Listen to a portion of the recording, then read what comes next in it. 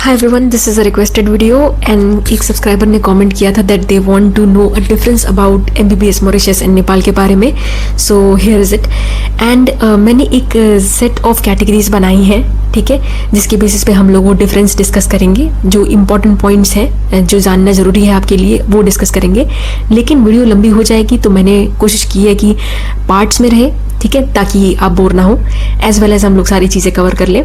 तो पहले part of video में हम क्या डिस्कस करने वाले ये बताने से पहले मैं आपको ये बताना चाहती हूँ कि मेरा पहला प्रेफरेंस नेपाल था. मैं नेपाल जा रही थी, पर कुछ सर्कमस्टांसेस की वजह से मैं मॉरिशस डाइवर्ट हो गई. पर मुझे दोनों जगह के सर्कमस्टांसेस काफ़ी अच्छे से पता है, बिकॉज मैं वहाँ के कॉलेजेस जाके देख चुकी हूँ. मेरा घर नेपाल से काफ़ी पास है, ठीक है, तो हमारे लिए बाई रोड जाना आसान था. हम वहाँ के कई कॉलेज में जाके हमने अच्छे से पता किया था चीज़ें एडमिशन के लिए, ठीक है. और मैं मॉरिशस में काफ़ी समय से रह चुकी हूँ, पढ़ रही हूँ, 5th ईयर में हूँ अब, तो दोनों जगह के सर्कमस्टांस काफ़ी अच्छे तरीके से पता है, तो इसकी बेसिस पे बात करेंगे.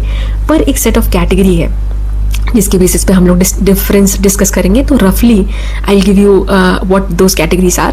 पहले तो एनएमसी का क्या वेरिफिकेशन है, क्या स्टूडेंट्स का फ्लो है, एफएमजी पास होते हैं कि नहीं, ये सारी चीज़ें बात करेंगे इसके बारे में, ठीक है. कितनी पुरानी कंट्री है, कितने बच्चे जाते हैं, कितने नहीं जाते हैं, ये सब, पॉपुलर डेस्टिनेशन है या नहीं. फिर फीस स्ट्रक्चर के बारे में बात करेंगे, कॉस्ट ऑफ लिविंग के बारे में बात करेंगे, एडमिशन प्रोसेस के बारे में बात करेंगे. तो ये सारी चीज़ें पहले पार्ट में हम लोग डिस्कस करेंगे, ठीक है. उसके बाद एक सेकेंड पार्ट वीडियो का आएगा जिसमें हम लोग एकेडमिक्स के बारे में बात करेंगे कि क्लिनिकल एक्सपोजर कैसा है, पढ़ाई कैसी होती है, कॉलेज कैसा है, एफएमजी का पास रेट कैसा है, ठीक है, टीचर्स कैसे हैं, दूसरी अपॉर्चुनिटीज़ है या नहीं, स्टूडेंट लाइफ और क्या इंटरेक्शन की अपॉर्चुनिटीज़ है, ये सब सेकेंड पार्ट में डिस्कस करेंगे. तीसरे पार्ट में हम लोग कंट्री के बारे में डिस्कस करेंगे कि सेफ्टी कितनी है, ट्रैवल कैसा है, वहाँ पे ट्रैवल की आप पहले तो ट्रैवल अपनी जगह से वहाँ कैसे करेंगे, और दूसरा कंट्री के अंदर ट्रैवल घूमने फिरने की क्या अपॉर्चुनिटीज़ हैं, ठीक है, सेफ्टी कितनी है, फूड कैसा है, हॉस्टल कैसा है, ये सारी चीज़ें हम लोग उसमें डिस्कस करेंगे. उसके अलावा ये भी डिस्कस करेंगे तीसरे पार्ट में ही कि वहाँ पे और आगे की एमबीबीएस के बाद की क्या अपॉर्चुनिटीज़ हैं प्रैक्टिस करने की, या पीजी की, या एफएमजी या यूएसएमएल प्लैब का कोचिंग वगैरह है या नहीं. एंड लास्टली उसी थर्ड पार्ट ऑफ वीडियो में हम लोग डिस्कस करेंगे कि मेरा क्या ओपिनियन है, या what do I want to say about both the countries at the end of the day, ठीक है. So let's begin the first part of the video, जहाँ पे हम लोग बात करेंगे कि एनएमसी का क्या वेरिफिकेशन है, कंट्री कितनी पुरानी है, कितने लोग जाते हैं, इसके फीस स्ट्रक्चर के बारे में, कॉस्ट ऑफ लिविंग के बारे में, एंड एडमिशन प्रोसेस के बारे में. तो चलिए स्टार्ट करते हैं. फीस स्ट्रक्चर से पहले हम लोग बात करते हैं कि एनएमसी का वेरिफिकेशन, तो दोनों ही कंट्रीज़ में एनएमसी का वेरिफिकेशन है. बहुत सारे कॉलेजेस हैं नेपाल में एक्चुअली 2 यूनिवर्सिटीज़ हैं और बहुत सारे कॉलेजेस हैं, गवर्नमेंट एंड प्राइवेट दोनों में ही. तो यहाँ पे आप सारे कॉलेजेस का एक तरीके से एनएमसी का वेरिफिकेशन है ही, पर आप एडमिशन लेने से पहले ज़रूर क्रॉस चेक करिएगा. एंड अगर आप मॉरिशस की बात करें तो सिर्फ 2 कॉलेजेस हैं यहाँ पे, ठीक है.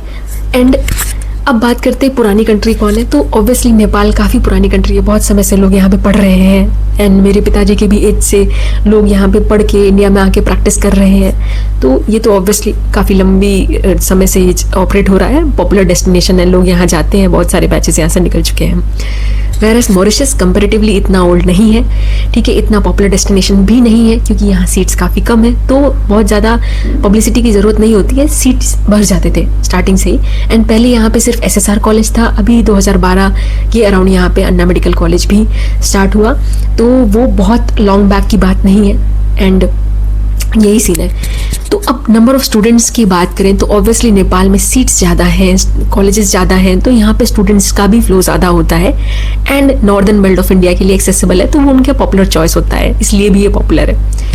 वेर एज आप मॉरिशस को देखेंगे तो वो इतना पॉपुलर नहीं रहा है स्टार्टिंग से, क्योंकि ऑब्वियसली इसकी इतनी मार्केटिंग नहीं हुई. मार्केटिंग इसलिए नहीं हुई क्योंकि ऑब्वियसली सीट कम है और जल्दी भर जाते हैं, तो ज़रूरत नहीं पड़ती मार्केटिंग की.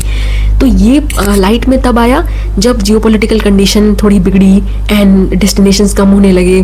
देन लोग नज़र फिर और कंट्रीज़ पे गया, तब ये कंट्री थोड़ी ज़्यादा हाईलाइट हुई और पॉपुलर हुई. अदरवाइज इसके पहले रशिया, नेपाल ऐसी कंट्रीज थी जो थोड़ी पॉपुलर थी, यूक्रेन, कभी आपने मॉरिशस का नाम इतना पॉपुलरली नहीं सुना होगा। ये इसकी बात हो गई। नाउ एफएमजी के पास रेट की बात करें तो नेपाल का भी पास रेट काफ़ी अच्छा है एंड मॉरिशस का भी पास रेट काफ़ी अच्छा है। आपको ये फैक्टर देखना है कि जो लोग वहाँ पे जा रहे हैं, जो लोग वहाँ पे मतलब number of students that went qualified and उनमें से मतलब जितने बच्चे वहाँ गए और वहाँ पर आके एफएमजी दे रहे हैं उतने बच्चे में से कितने लोग पास हो रहे हैं। अगर आप सिर्फ number of students who pass FMG देखेंगे तो शायद आप थोड़ा कंफ्यूज हो जाएंगे, क्योंकि स्टूडेंट्स यहाँ ऑलरेडी कम है मॉरिशस में, तो उसमें ऑब्वियसली वो कम ही बच्चे हुए ना जो एफएमजी क्लियर कर रहे हैं। तो आपको ये देखना है कि अपीयर जितने लोग हुए, जितने लोग ग्रेजुएट हुए उसमें से कितने अपीयर हुए, उसमें से कितने पास हुए। ये रेशियो आपको दोनों जगह कंपेयर करना है और दोनों जगह ये रेशियो सही है। नाउ अब बात करते हैं फीस स्ट्रक्चर की। तो फी स्ट्रक्चर नेपाल का 70 लाख रुपीज़ है एंड मॉरिशस का fee structure 50 to 55 lakh rupees के अराउंड पड़ता है। ठीक है, तो फी स्ट्रक्चर नेपाल का यही प्रॉब्लमेटिक है कि आपको ये 1.5 साल के अंदर 70 लाख रुपए देना होता है। आप सेमेस्टर वाइज नहीं पे करते हैं यहाँ पे, वेयरएज आपको मॉरिशस में आराम से आप सेमेस्टर वाइज पे कर सकते हैं। धीरे धीरे 5 लाख के अराउंड, 5 लाख के अराउंड आपका पर सेमेस्टर पड़ता है। आप आराम से सेमेस्टर वाइज पे करते जाइए, कोई आपके ऊपर प्रेशर नहीं है। बहुत ट्रांसपेरेंसी है यहाँ पे, कंपेरेटिवली नेपाल में इतनी ट्रांसपेरेंसी नहीं रहती है। ठीक है, तो मनी ट्रांसफ़र के बारे में बात करें तो नेपाल में तो आप बहुत मेथड्स हैं। आप चाहे स्विफ्ट ट्रांसफ़र करिए, कैश में दीजिए, चेक में दीजिए, डॉलर्स में दीजिए, किसी भी फॉर्म में आप जाके पैसा दे सकते हैं। ठीक है, लेकिन मॉरिशस में आप पैसा डायरेक्टली स्विफ्ट ट्रांसफ़र से मॉरिशस भेज सकते हैं, नहीं तो आप मॉरिशन कॉलेजेस जो है एएमसी और एसएसआर, उनके जो यहाँ के ब्रांचेस हैं, जो यहाँ पे ऑफिसेस हैं, उनको भी आप कैश में ट्रांसफ़र कर सकते हैं पैसा। तो this is how many payment हमारा होता है। ठीक है, कॉस्ट ऑफ लिविंग की अगर बात की जाए तो मॉरिशस एक महंगी कंट्री है, नेपाल एक सस्ती कंट्री है इंडिया के कंपैरिजन में। ठीक है, और दूसरा है कि दोनों ही कंट्रीज इंपोर्ट पे डिपेंडेंट है, तो जाहिर सी बात है कि सामान की महंगाई और बढ़ जाती है। तो मॉरिशस की बात की जाए तो मॉरिशस अपने आप में भी महंगा है, इंपोर्ट से सामान आता है तो वो और महंगा हो जाता है। नेपाल सस्ती कंट्री है, इंपोर्ट पे डिपेंडेंट है, तो चीज़ें थोड़ी महंगी हो जाती है, पर एक फैक्टर उसको थोड़ा कम करता है। तो इस हिसाब से देखा जाए तो मॉरिशस ज़्यादा आपको महंगा पड़ता है। रेशियो आपका पड़ता है 2:1 का, मतलब 1 लाख रुपए अगर आप मॉरिशस में ले जाएंगे तो वो आधा हो जाता है। ठीक है, 50,000 बन जाएगा, क्योंकि वो कंट्री महंगी है तो कम हो जाता है पैसा।